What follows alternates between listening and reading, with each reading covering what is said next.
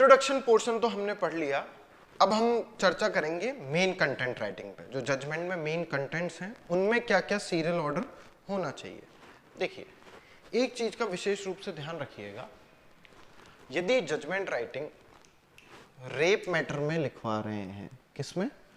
Rape matter में, 376 या उससे उसके एक्स्ट्रावर्टेड फॉर्म में लिखवा रहे हैं, गैंग रेप और पब्लिक सर्वेंट द्वारा जो भी है, ठीक है, 376 ए से लेके ई में कहीं पर भी लिखवाई जा रही है, तो उसका एक वैसे देखा जाए तो एग्जाम में ये नहीं आएगी, मान के चल रहा हूँ, पर इन केस आ जाए क्योंकि सिलेबस का, तो उसमें एक ध्यान रखना होता है, जैसे ही आपने जजमेंट और डेट वाला पोर्शन लिखा उसके बाद आपको लिखना पड़ता है कि सुप्रीम कोर्ट की रिलेवेंट जजमेंट के अंतर्गत हम विक्टिम का नाम ना प्रयोग करते हुए उसे क्या, किस नाम से पुकारेंगे? प्रोसिक्यूट्रिक्स नाम से पुकारेंगे, जिसको मैं आपको बताऊंगा कैसे लिखना होगा। In the light of the relevant judgements of the supreme court, the victim should not be introduced by her name, she should be considered as prosecutrix in the whole trial, है ना? ठीक है, बस इतनी सी जो लाइनें होती हैं वो हम देखेंगे। जैसे हमने चार्ज फ्रेमिंग लिखा था ना, बिल्कुल उसी प्रकार से मैं जजमेंट भी आपको लिखवाऊंगा, अपने हाथ से लिख के बताऊंगा पूरी चीज कि एग्जैक्टली कैसे लिखी जाती है। तो अब जो मेन कंटेंट राइटिंग है उसके अंतर्गत क्या क्या बिंदु दिखने चाहिए, तो देखिए उसमें सबसे पहले क्या दिखना चाहिए, आप ये बताएंगे पहला पॉइंट कि एपीपी और पीपी ने चालान पेश किया। क्या किया? चालान पेश किया। उदाहरण बतौर किसमें? जैसे आईपीसी के 379 में है या कुछ भी आरोप में 302 में आया, वो आप लिखिएगा, ठीक है, कोई दिक्कत यहाँ तक तो कोई नहीं। उसके बाद ब्रीफ फैक्ट लिखेंगे, brief facts of the case दिखने चाहिए। ये पैरा सेम चलता चलेगा। इस ब्रीफ फैक्ट में आपको क्या क्या दिखाना होगा? वो फैक्ट जिसके अंतर्गत अपराध बन रहा है, वो फैक्ट जिनसे अपराध बन रहा है। दूसरा, उस पर एफआईआर दर्ज हुई। तीसरा, उस पर पुलिस ने चार्जशीट पेश की। एफआईआर किस थाने में दर्ज हुई और किस डेट को दर्ज हुई है, वही चार्जशीट भी किस दिन पेश हुई है, किस तारीख को पेश हुई है चार्जशीट कोर्ट में, वो बताना पड़ेगा। बोलिए, आई बात समझ में नहीं आई? यहाँ तक तो आपको बताना पड़ेगा। उसके बाद इसी में एंड में लिखते हैं कि इसी प्रकार हमने अभियुक्त को क्या किया? समन जारी किया। तीसरा पॉइंट आपको बताना पड़ेगा। देखो, यदि इंडिविजुअली चार्ज फ्रेम करवा रहे हैं तो उसका फॉर्मेट अलग है, पर जब जजमेंट राइटिंग में लिख रहे हैं तो जजमेंट राइटिंग में हम कोई ऐसे उसी फॉर्मेट से चार्ज फ्रेम नहीं करते हैं, क्योंकि जजमेंट तो कंटिन्यूअस फॉर्म में चलती है, तो उसमें हम डायरेक्ट बताते हैं कि हमने चार्ज फ्रेम लिखेंगे। चार्ज फ्रेम हेडिंग ही यहाँ पर, मतलब जजमेंट राइटिंग में नहीं, यहाँ पॉइंट में समझने के लिए। तो आपको बताना पड़ेगा कि कोर्ट ने इस अपराध के अंतर्गत चालान, मतलब चार्जशीट का एग्जामिन करने के बाद हमने इस अपराध के अंतर्गत चालान पेश किया, चार्ज फ्रेम किया है, और उसकी डेट भी बताएंगे, इस तारीख को हमने चार्ज फ्रेम कर दिया था। फिर वही बताएंगे कि वो चार्ज हमने पढ़ के सुनाया अभियुक्त को और उससे पूछा, उसकी प्ली ली, ठीक है, और उसके बाद उसने अपनी तरफ से रिप्लाई किया कि क्या वो ट्रायल चाहता है या जो भी प्ली ऑफ अक्यूज्ड है वो बता देंगे। इसमें उसको पैरा फॉर्म में लिखेंगे, चार्ज फ्रेमिंग के फॉर्मेट से नहीं लिखेंगे। और उसके बाद हमने क्या किया? हमने प्रोसिक्यूशन विटनेस की डेट फिक्स कर दी और उनको समन जारी कर दिया। ये सारी डिटेल इस थर्ड पॉइंट में आनी चाहिए। बोलिए, आई बात समझ में नहीं आई? यहाँ तक तो आई बात हमारे समझ में। अब इसके बाद फोर्थ पॉइंट क्या होगा? प्रोसिक्यूशन विटनेस का। प्रोसिक्यूशन विटनेस की एविडेंस नहीं, उसकी डिटेल से मतलब कैसे? आपको ये बताना पड़ेगा कि प्रोसिक्यूशन के कितने विटनेस है। उदाहरण बताओ, प्रोसिक्यूशन अपनी तरफ से 9 विटनेस लाना चाह रहा है, तो बताएंगे कि प्रोसिक्यूशन PW1 से लेके PW9 तक आएगा और उनकी तरफ से डॉक्यूमेंट्री एविडेंस भी होगी, यदि होती हैं तो, जिनको हम कोरोबरेट करेंगे। बोलिए, आई बात समझ में नहीं आई? यहां तक तो आई। इसके बाद सबसे इंपॉर्टेंट पॉइंट वो आता है क्या? स्टेटमेंट अंडर सेक्शन 313 CRPC, वो लिखना पड़ेगा।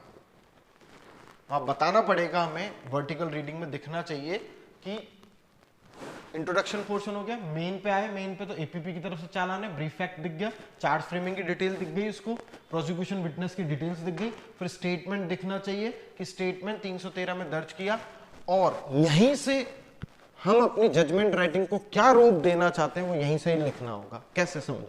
यदि आप उसको क्या करना चाहते हो, कन्विक्ट कराना चाह रहे हो, क्या कराना चाह रहे हो, कन्विक्ट, तो आप क्या लिख देना, 313 के बयान दर्ज कराए गए और उसकी तरफ से कोई विटनेस नहीं आया डीडब्ल्यू का, तो हम ये दिखाना चाह रहे हैं कन्विक्ट। पर आप यदि उसको एक्यूटल कराना चाहते हो तो आप बताइए 313 के बयान दर्ज कराए गए और वो अपनी तरफ से क्या लाना चाह रहा है, कुछ डीडब्ल्यू लाना चाह रहा है, मतलब इस अवस्था में डीडब्ल्यू हम नहीं लाना चाह रहे, इस अवस्था में डीडब्ल्यू लाना चाह रहे। ये कोई हार्ड एंड फास्ट रूल नहीं है कि डीडब्ल्यू नहीं आया तो कन्विक्ट ही होगा, ऐसा कोई नियम नहीं है, या डीडब्ल्यू आ गए तो एक्यूटल होगा, उसके बावजूद भी कन्विक्शन हो सकता है। पर हमें एग्जाम में समय बचाना है और हमारा इंटेंशन क्लियर करना है एग्जामिनर को। देखो भाई, हमने यदि उन्होंने बोला है कि आप उसको एक्यूटल का ही ऑर्डर दीजिए तो भैया फिर तो दिखाना पड़ेगा डीडब्ल्यू है, और यदि वो उसने बोला कि आप अपनी समझ से लिख दीजिए तो कोशिश करिए, क्योंकि टाइम बचाना बहुत इंपॉर्टेंट है, तो बता लिख दीजिए 313 के बयान दर्ज कराएगा और उसकी तरफ से कोई डीडब्ल्यू नहीं आया, तो डीडब्ल्यू के बयान ही नहीं कराने पड़ेंगे, डीडब्ल्यू के बयान नहीं कराएंगे तो हम कन्विक्शन पे आसानी से पहुंच जाएंगे। ये है मेरा मतलब यहाँ समझाने का, ठीक है। नेक्स्ट पॉइंट 313 के बयान होते ही पॉइंट ऑफ डिटर्मिनेशन बनाने पड़ेंगे, पॉइंट्स ऑफ डिटर्मिनेशन, जिनको सिविल में बोलते हैं हम इश्यूज। पॉइंट ऑफ डिटर्मिनेशन कैसे, वही उस पर क्या ए ने बी की चाकू से इस तारीख को इतने बजे हत्या की थी, यदि हाँ की तो क्या अपराध हुआ, बोलिए आई बात समझ में नहीं है, तो वो एक भी हो सकता है, दो भी हो सकता है, तीन भी हो सकता है, वो फैक्ट पर डिपेंड करते हैं, बोलिए आई बात समझ। जैसे ही पॉइंट ऑफ डिटर्मिनेशन खत्म हुए उसके बाद आप प्रोसिक्यूशन विटनेस के बयान चालू करा दोगे। तो कितने थे प्रोसिक्यूशन विटनेस, टोटल 9, तो PW1 PW2, अब उसमें निर्भर भी करता है, जैसे किसी का मर्डर हुआ है तो रिवॉल्वर से हुआ है तो आर्म एक्सपर्ट को भी बुला सकते हैं, एक्सीडेंट का केस है तो मोटर व्हीकल एक्सपर्ट को भी बुलाया जा सकता है, ठीक है। तो और यदि कोई एक्सपर्ट्स के भी बयान है तो वो भी प्रोसिक्यूशन विटनेस में ऐसे ही हो जाए। एक आप ध्यान में रखिएगा अपने मन में हमेशा, क्या कि जब भी आप प्रोसिक्यूशन विटनेस के बयान दर्ज कराएं तो जो भी आखिरी विटनेस है, जैसे यहाँ PW9 है, ज्यादा भी हो सकते हैं, मैं ये नहीं कह रहा, यही नियम है, कम भी हो, जो आखिरी का PW है वो हमेशा इन्वेस्टिगेशन ऑफिसर के बयान होने चाहिए। अब ये मत कर देना कि इन्वेस्टिगेशन ऑफिसर के पहले कर, नहीं, इन्वेस्टिगेशन ऑफिसर के सबसे आखिरी में बयान दर्ज होते हैं प्रोसिक्यूशन की तरफ से, बोलिए आई बात, जो कि SHO होता है ना, ठीक है, बोलिए आई बात समझ में।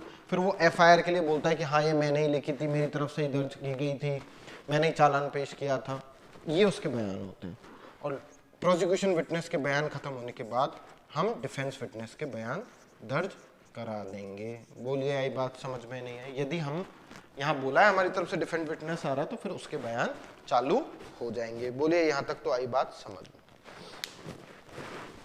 ये 8 पॉइंट तो क्लियर हुए नहीं हुए मेन कंटेंट के, क्या पहले APP द्वारा चालान, फिर brief facts of the case, फिर चार्ज फ्रेमिंग की डिटेल्स, फिर प्रोसिक्यूशन विटनेस की डिटेल, फिर 313 का बयान दर्ज कराएंगे, फिर पॉइंट ऑफ डिटर्मिनेशन होना चाहिए प्रोसिक्यूशन विटनेस। ये सीरियल ऑर्डर, कोई ये पूछे सर इसमें से कुछ रह गया, तो गलत है, सब लिखना है और इसी क्रोनोलॉजिकल ऑर्डर में लिखना है, एक भी ओमिशन नुकसान पैदा करेगा।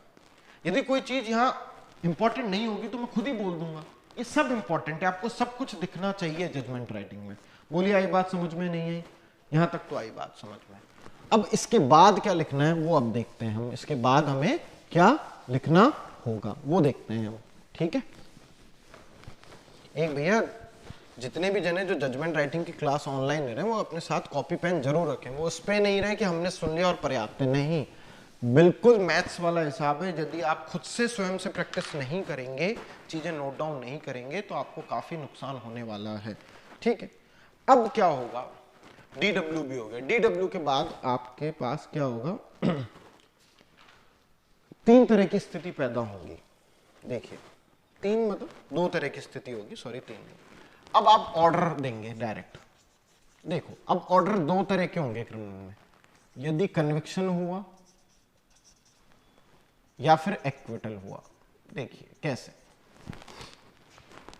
इसको नवा पॉइंट मान लेते हैं, 9th पॉइंट। यदि कन्विक्शन हुआ तो टोटल 3 ऑर्डर लिखे जाते हैं, और एक्विटल हुआ तो टोटल कितने, 2 ऑर्डर लेके जाएंगे। नहीं यही बात समझ में, मन में प्रश्न आ रहा है सब ऐसा क्यों, दोनों में अलग अलग क्यों, तो मैं समझाता हूं क्यों, समझने का प्रयास कीजिए। यदि कन्विक्शन हुआ तो पहला order, therefore a accused shall be liable under section this, ये लो। उसके बाद अब आपने कन्विक्ट तो कर दिया, तो खाली कन्विक्शन से क्या हुआ, क्वांटम ऑफ सेंटेंस भी तो डिस्कस करना है हमें, क्वांटम ऑफ सेंटेंस भी डिस्कस करना है। क्वांटम ऑफ सेंटेंस में 379 में तो मैक्सिमम सजा 3 साल है, तो वही दिलवा देंगे क्या, नहीं, हमें करना है, हमें बताना पड़ेगा कि साहब क्वांटम ऑफ सेंटेंस में क्या होगा, दोनों पक्षकार को, अक्यूज को भी प्रोसिक्यूशन को सुना जाता है, तो प्रोसिक्यूशन तो क्या डिमांड करता है क्वांटम में, मैक्सिमम सजा दी जाए। अक्यूज क्या करेगा, सजा कम या हो सकता है प्रोबेशन की डिमांड कर ले। अपराध यदि प्रोबेशन ऑफेंडर्स एक्ट के तहत आता है तो वो यहीं से तो तय हो जाएगा ना। प्रोबेशन पे यदि पहुंचना है तो कन्विक्शन करना पहले मैंडेटरी है, एक्विटली कर देगा तो प्रोबेशन का फायदा क्यों देंगे, बोलिए यही बात समझ। तो पहला ऑर्डर तो क्या हुआ, हाँ वो लायबल है, दूसरा क्या हुआ, क्वांटम सेंटेंस, तीसरा ओपन कोर्ट में जजमेंट सुनाई जाती है। बोलो आई बात समझ में नहीं आई। और यही क्वांटम सेंटेंस के बाद ही यदि कुछ और लिखना चाह रहे हैं तो बेल ऑर्डर कैंसिल किया जाए, ठीक है, अभियुक्त को इस तारीख तक जेल में भेजा जाए। एक्विटल में क्या होगा, वही पहला ऑर्डर क्या कि अक्यूज लायबल नहीं है, और फिर उसके बाद डायरेक्ट, जब अक्यूज लायबल नहीं है तो क्वांटम ऑफ सेंटेंस पे क्यों डिस्कस करेंगे हम, है ना, इस पे हमारी बहस होगी ही क्यों, फिर हम डायरेक्ट ओपन कोर्ट में जजमेंट सुनाई जाती है। बोलिए आई बात समझ में नहीं आई, यहां तक तो आई। तो हमने आज के लेक्चर में क्या समझने का प्रयास किया, हमने ये समझने का प्रयास किया कि जब भी जजमेंट राइटिंग लिखी जाए तो क्या इंट्रोडक्शन पोर्शन होना चाहिए, क्या मेन कंटेंट राइटिंग होनी चाहिए, उनका क्या सीरियल ऑर्डर होना चाहिए, और सीरियल ऑर्डर बिल्कुल भी ब्रेक नहीं होना चाहिए, बहुत नुकसानदेह साबित होगा आपके लिए। बोलिए यहां तक बात समझ में आई है नहीं, तो आज के लेक्चर में इतना ही रखते हैं। आगे हम जजमेंट राइटिंग कैसे लिखी जाएगी, एग्जैक्ट क्या रूप होता है, वो मैं आपको सिखाऊंगा। Thank you so much.